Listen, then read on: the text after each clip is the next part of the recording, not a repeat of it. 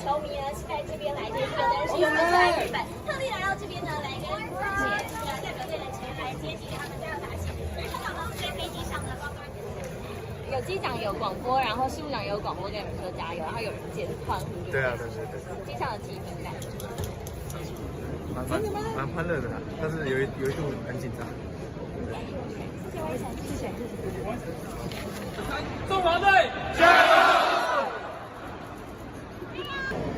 这次我们棒球队前进东京，那大家当然就说共同目标就是要迈向奥运那这次到东京的12强呢，体育署跟我们中华职棒非常密切的合作提供原来计划里面有更多临时需要的资源我们完全通通都会到位包括这次因为来回的机票都是由世界棒垒总会提供但是它只有12张的商务舱所以我们也全部协助我们这个选手能够升等商务舱。那因为今天就是去的班机里面商务舱有限，所以我们回程的时候全部都会升等商务舱。所以今天有大概多少的球员或是队职人是多少比例是坐商务舱？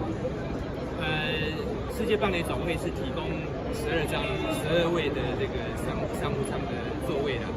那一台飞机的商务舱座椅，各位也知道有限那球员我想经过这个我们中职跟球员沟通完之后，球员说我们是同一队的，我们一定要搭同一台飞机所以今天出发的时候就是这样。那要红走，应该要红走。